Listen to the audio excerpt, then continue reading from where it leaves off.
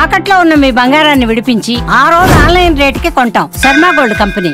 నమస్కారం, సుమన్ టీవీకి స్వాగతం. ముందుగా సుమన్ టీవీ ప్రేక్షకులకు శ్రీ విశ్వావసునామ ఉగాది శుభాకాంక్షలు. ఈ విశ్వావసునామ సంవత్సరం ద్వాదశ రాశుల వారికి ఎలా ఉండబోతుంది, ఏ రాశుల వారికి ఎటువంటి శుభ అశుభ ఫలితాలు ఇవ్వబోతున్నాయి, గ్రహ సంచారాలు ఎలా ఉన్నాయి, అలాగే ఎటువంటి పరిహారాలను పాటించుకోవాలి, ఈ విషయాన్ని తెలియజేసేందుకు మనతో పాటు ఉన్నారు ప్రముఖ జ్యోతిష్య రత్న జ్యోతిష చక్ర వైభవ నిపుణ డాక్టర్ రాల్పల్లి రవికుమార్ గారు. గురుగారు నమస్కారం. నమస్కారం. గురుగారు, కొత్త సంవత్సరంలోకి ఎంటర్ అవ్వబోతున్నాం. మరి కొత్త సంవత్సరం ఎలా ఉండబోతుంది ద్వాదశ రాశుల వారికి అని తెలుసుకునే ముందు గ్రహాల సంచారం ఎలా ఉంది, ముఖ్యంగా 4 గ్రహాలు మనకి ప్రతి సంవత్సరం మారేది, ఈ 4 గ్రహాల సంచారం ఎలా ఉంది, ఎలాంటి ఫలితాలు ఇస్తున్నాయి? శరదిందు సమాకారే పరబ్రహ్మ స్వరూపిణి వాసరాపీఠ నిలయ సరస్వతి నమస్తుతే. సుమన్ టీవీ ప్రేక్షకులకి నూతన సంవత్సర ఉగాది శుభాకాంక్షలు. మెయిన్గా ఏంటంటే ఈ సంవత్సర ఫలితాలు ఇప్పుడు చెప్పుకుంటున్నాం కాబట్టి ప్రతి నెల ఏంటంటే మాస ఫలితాలు చెప్పుకుంటున్నాం కాబట్టి మాస ఫలితాలు చెప్పుకున్నప్పుడు ఏంటంటే రవి 1 మంత్కి మారుతాడు ప్రతి నెల, అలాగే బుధుడు 20 డేస్, శుక్రుడు 20 రోజులు, అలాగే కుజుడు 45 రోజులు, అలాగే శుక్రుడు 20 రోజులు, చంద్రుడు అంటే ప్రతిరోజు ఒక్కొక్క నక్షత్రం మారుతుంటాడు. ఒక మెయిన్గా మటుకు గురువు, రాహు, కేతు, శని అండి. ఈ 4 కూడా ఏడాది పాటు ఇంచుమించుగా ఉంటారు కాబట్టి గురువు ఉన్నారంటే సంవత్సర కాలం పాటు అక్కడే ఉంటారు. అలాగే రాహు ఉన్నారనుకోండి, కేతు 1.5 ఇయర్ ఒక రాశి నుంచి ఇంకో రాశికి మారడానికి పడుతుంది. అలాగే శని ఉన్నారంటే 2.5 ఇయర్స్ మారుతారన్నమాట. కాబట్టి ముఖ్యంగా ఏంటంటే అందుకే ఈ సంవత్సర ఫలితాలు చెప్పుకున్నప్పుడు ఏంటంటే మెయిన్గా గురువు, రాహు, కేతు, శని యొక్క మార్పులు ఏంటనేవి తెలుసుకోవాలి. ముందుగా శని వచ్చేసి మనకి 30వ తారీఖు మార్చి నెల 2025 నుంచే మనకి కుంభరాశి నుంచి మీన రాశిలోకి ప్రవేశిస్తున్నాడు. అదే రోజు ఉగాది అయింది, అదే రోజు శని కూడా మారుతున్నారు. అలాగే రాహు, కేతులు వచ్చేసి మనకి 18 మే 2025. రాహు మారంటే కేతు కూడా మారుతాడండి. అందుకే చూడండి ఎప్పుడు కూడా జాతకంలో రాహు ఆపోజిట్ కేతు ఉంటారు. నవాంశలో తీసుకున్నా కూడా రాహు ఆపోజిట్ కేతు ఉంటారు. ఎవరైనా చేతితోటి వేసి ఇచ్చినప్పుడు మర్చిపోయి రాహుకి పక్కనే కేతు వేయడం, లేదంటే రాహుకి 3 గళ్ళు పక్కన కేతు వేయడం వేస్తూ ఉండొచ్చు తెలియక వాళ్ళకి. సో ఎప్పుడు అలా కాదండి, రాహు ఆపోజిటే కేతు ఉంటారు. ఇంకోటి ప్రతి గ్రహం కూడా క్లాక్ వైజ్ తిరుగుతుంది, ఒక్క రాహుకేతువులు మటుకు యాంటీ క్లాక్ వైజ్ తిరుగుతుందన్నమాట. కాబట్టి రాహుకేతువులు మటుకు ఏనార్థం ఒక రాశి నుంచి ఇంకో రాశి మారుతారు. అతనేమో 18 మే 2025 నుంచి ముఖ్యంగా రాహు వచ్చేసి మనకి కుంభరాశిలోకి వస్తాడు, అలాగే కేతు వచ్చేసి మనకి సింహరాశిలోకి వస్తారు. వీళ్ళిద్దరు కూడా ఏనార్థం పీరియడ్ అక్కడి నుంచి ఉంటారు 18th మే నుంచి. నెక్స్ట్ వచ్చేసి మన గురువు, ముఖ్యంగా ఏంటంటే గురువే ఇంపార్టెంట్. అందరూ అనుకుంటారు గురువు మార్పు మళ్ళీ వస్తుంది. గురువు ఏ రోజైతే మారుతాడో ఆ రోజే పుష్కరాలు స్టార్ట్ అవుతాయండి. ఇదే రూల్ అనమాట. సాధారణంగా గురువు ఏ రాశి నుంచి ఏ రాశి మారుతాడు మనం అనుకుంటుంటాం. మన జాతకం చెప్పినప్పుడు కూడా మన రాశి నుంచి 2వ స్థానంలో, 5వ స్థానంలో, 7వ స్థానంలో, 9వ స్థానంలో, లాభస్థానంలో గురువు ఉన్నప్పుడు మన శుభ ఫలితాలు చెప్తుంటాం కదా. సో అందరూ అనుకుంటుంటారు అబ్బాయి ఎప్పుడు మన రాశి నుంచి 2nd హౌస్ వస్తుంది, ఎప్పుడు మన రాశి నుంచి 5th, 7th, 9th, 11th వస్తుంది. సో వాళ్ళకి ఒకటే నమ్మకం ఏంటంటే ఈ రోజైతే పుష్కరాలు స్టార్ట్ అవుతాయో ఆ రోజు గురువు ఒక రాశి నుంచి ఇంకో రాశిలోకి మారుతున్నట్టు మనం ఈజీగా గుర్తించవచ్చు.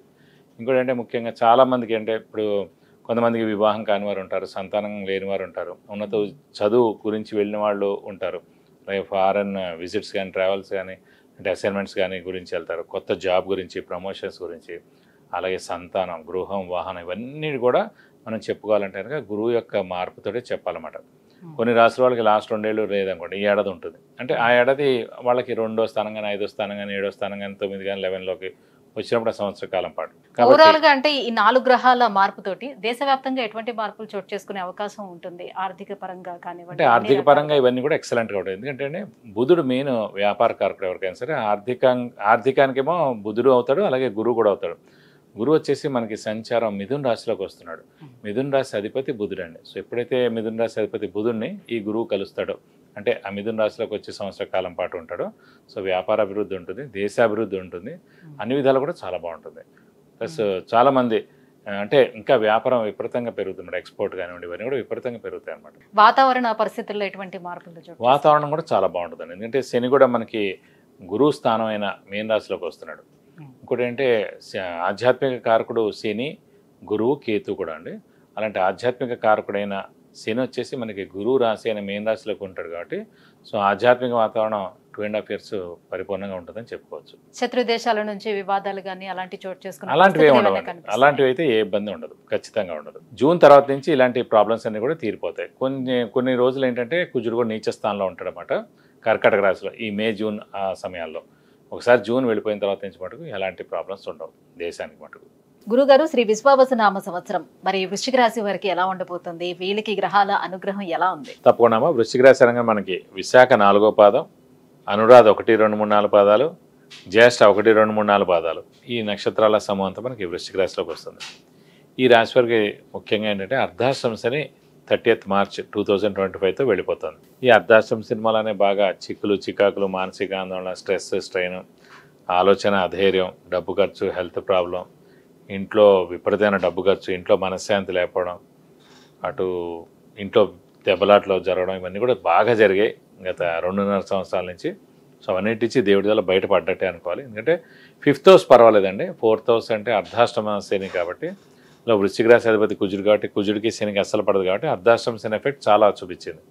సో 5th హౌస్లో ప్రస్తుతం శని ఉంటాడు కాబట్టి 2.5 years ఉంటాడు కాబట్టి ఇది పర్వాలేదు, మిశ్రమంగా ఉంటుంది దేవుడి వల్ల. అలాగే రాహు మటుకు చతుర్థంలో ఉంటాడు, అది కూడా మిశ్రమ ఫలితాలను ఇస్తాడు. అలాగే మనకి దశమంలో కేతు ఉంటాడు, అది పర్వాలేదు. అష్టమంలో మటుకు గురువు ఉంటాడు. అష్టమ గురువు ఏంటంటే మళ్ళీ దైవబలం, దైవానుగ్రహం, గురుబలం మటుకు తక్కువగా ఉన్నట్టు చూసుకోవాలి. ఎందుకంటే గురువు 8వ స్థానంలో ఉన్నాడు కాబట్టి. సో ఆర్థికంగా కానివ్వండి, ఆర్థికంగా అంత బాగుండదు, మిశ్రమంగా ఉంటుంది. బాగా డబ్బు ఖర్చు ఎక్కువగా ఉంటుంది, అప్పులు చేయాల్సి ఉంటుంది, అప్పుల వాళ్ళ బెడద తప్పదు, కొత్త అప్పులు చేయడం ఇవన్నీ కూడా జరుగుతాయి. అలాగే శ్రమ, కాలం, ధనం వ్యర్థం అవుతుంది, రావాల్సిన బాకీలు ఆలస్యంగా వస్తాయి. సో షూరిటీస్ పెట్టకండి, స్పెక్యులేషన్ జోలికి వెళ్ళకండి. అలాగే విద్యార్థులకి మిశ్రమం అని చెప్పుకోవచ్చు. రాజకీయ నాయకులు, క్రీడాకారులు, వ్యాపారస్తులు వీరందరూ కూడా మిశ్రమంగా ఉంటుంది. పత్రికా రంగం, యూట్యూబ్ రంగం, సినిమా రంగం వీరందరూ కూడా మిశ్రమంగా ఉంటుందని చెప్పుకోవాలి. ఎందుకంటే రాహు చతుర్థంలో ఉండడం మిశ్రమ ఫలితం. అలాగే మెయిన్గా గురువు అష్టమ స్థానంలో ఉన్నందుకు దైవబలం, దైవానుగ్రహం, గురుబలం తగ్గినందుకు మిశ్రమ ఫలితాలను ఎక్కువగా ఇస్తాడు. గురుగారు, మరి అర్ధాష్టమ శని ఉండేటప్పుడు వీళ్ళకి ఆరోగ్యపరంగా చాలా సమస్యలు ఎదుర్కొంటూ వచ్చారు. మరి ఇప్పుడు పంచమ స్థానంలోకి శని వచ్చింది, ఆరోగ్యపరంగా ఇప్పుడు ఎలా ఉండే అవకాశం ఉంటుంది ఈ సంవత్సరం? అంటే పంచమ స్థానంలో శని ఉండడం చేత అంత నష్టం ఏం చేకూర్చడు, ఆరోగ్యపరంగా అయితే బాగానే ఉంటుందని చెప్పుకోవాలండి. అంత మేజర్ అనారోగ్యాలు అయితే ఏం రావు. మరి విద్యార్థులకు విద్యాపరంగా ఎలా ఉంటుంది? అలాగే విదేశీయానం చేయాలనుకున్నటువంటి విద్యార్థులకి ఎలా ఉంటుంది? ఆ ప్రయత్నాలు ఫలించే అవకాశం ఉంటుందా? విద్యార్థులకు ఒక్క అడ్వాంటేజ్ అంటే అష్టమంలో గురువు ఉండడం చేత తల్లిదండ్రులు దూరంగా ఉండి చదువుకోవడం అనేది ఉంటుందండి. ఎప్పుడైతే మన జాతకరీత్యా కూడా లగ్నం నుంచి అష్టమ స్థానంలో గురువు ఉంటాడో, సో తల్లిదండ్రులు దూరంగా ఉండి చదువు కానీ ఉద్యోగం చేయడం కానీ ఉంటుంది అన్నమాట. కాబట్టి ఇప్పుడు ఈ అష్టమ స్థానంలో గురువు ఉండడం చేత వీరు ఫారెన్ వెళ్ళి ఉన్నత విద్య అభ్యసించాలనుకున్నాం అనమాట. ఖచ్చితంగా మంచి సీటు, మంచి ర్యాంక్ వచ్చి మంచి యూనివర్సిటీలో ఖచ్చితంగా ఉన్నత చదువు మటుకు వచ్చేందుకు అవకాశాలు చాలా ఎక్కువగా ఉన్నాయి. సో ఉద్యోగంలోని ఎటువంటి మార్పులు చోటు చేసుకునే అవకాశాలు ఏమైనా కనిపిస్తున్నాయా? ఉద్యోగంలో మటుకు మిశ్రమంగా ఉందంటే మారకుండా ఉండడం మంచిది. ఎందుకంటే మారితే కనుక మళ్ళీ అక్కడి నుంచి జాబ్ మారేందుకు అవకాశాలు ఎక్కువగా ఉంటాయి, మళ్ళీ ఉద్యోగం కూడా పోయేందుకు అవకాశాలు ఎక్కువగా ఉన్నాయన్నమాట. ఎందుకంటే అటు కొంచెం రాహు బలం లేకపోవడం, ఇటు గురుబలం లేకపోవడం వల్ల. కాబట్టి ఎవరైతే ఉద్యోగంలో ప్రస్తుతం అదే ఉద్యోగాన్ని ఈ సంవత్సర కాలం మటుకు కంటిన్యూ చేస్తే నెక్స్ట్ ఏడాది మటుకు భాగ్యస్థానంలో గురువు వస్తారు కాబట్టి అప్పుడు చాలా బాగుంటుంది. ఇక వైవాహిక సంబంధాలు కానీ, ఇంట్లో నీ కుటుంబం పట్ల కానీ ఎటువంటి వివాదాలు ఏమైనా చోటు చేసుకునే అవకాశాలు ఉన్నాయా? ఎలా ఉంటుంది వాళ్ళకి? వైవాహిక జీవితం అయితే బాగానే ఉంటుందని, ఇంట్లో అయితే గొడవలు అలాంటివి ఏమి ఉండవు. ఎందుకంటే అది అప్పుడు అవన్నీ జరిగినట్టుగా అన్ని అర్ధాష్టమ శనిలో జరిగాయి. ఇప్పుడు పంచమంలో శని ఉన్నాడు కాబట్టి ఇలాంటి ఇబ్బందులు అయితే ఏం ఖచ్చితంగా ఏమి. అంటే మరి చతుర్థ స్థానంలో ఉన్నటువంటి రాహు ఎలాంటి అంటే చతుర్థ స్థానంలో రాహున కూడా ఛాయాగ్రహం అనమాట. సో ఛాయాగ్రహానికి అంత ఎఫెక్ట్ ఉండదు. ఛాయాగ్రహం అయినా కూడా గురువు భాగ్య దృష్టితోటి రాహుని చూస్తున్నాడు అనమాట. సో రాహుని కంట్రోల్ చేస్తున్నాడు కాబట్టి ఎలాంటి ఇబ్బంది ఖచ్చితంగా ఉండదని చెప్పుకోవాలి. ఇంకా మరి వీళ్ళు ఎటువంటి పరిహారాన్ని పాటించుకోవాలి? సో వీరి మటుకు ప్రస్తుతం ఏంటంటే శని కన్నా కూడా మనకి మెయిన్ గురువు రిలేటెడ్ పరిహారం చేసుకుంటే మంచిది. గురువు అనగానే మనకి దత్తాత్రేయ స్వామిని ఎక్కువగా పూజించడం, ప్రతిరోజు దత్తాత్రేయ స్వామి అష్టోత్తరం చదువుకోవడం, అలాగే ప్రతి గురువారం దత్తాత్రేయ స్వామి టెంపుల్కి వెళ్ళి 41 ప్రదక్షిణాలు చేస్తాను మీకు అన్ని విధాలా మంచి చేకూరుతుంది. విద్య, ఉద్యోగం, వివాహం, విదేశీయానం, ఆరోగ్యం, అలాగే ఐశ్వర్యం వీటన్నిటి గురించి తెలుసుకోవాలంటే కింద స్క్రోల్ అవుతున్నటువంటి నెంబర్లకి కాల్ చేసి గురువుగారు అపాయింట్మెంట్ పొందవచ్చు. గురుగారు, ఈ విశ్వావసు నామ సంవత్సరం వృశ్చిక రాశి వారికి ఎలా ఉండబోతుంది? ఏ గ్రహాలు అనుకూలిస్తున్నాయి, ఏ గ్రహాలు ప్రతికూలంగా ఉన్నాయి, ఎలాంటి పరిహారాలు పాటించుకోవాలి? ఈ విషయాలన్నీ కూడా తెలియజేసినందుకు ధన్యవాదాలు. నమస్కారం.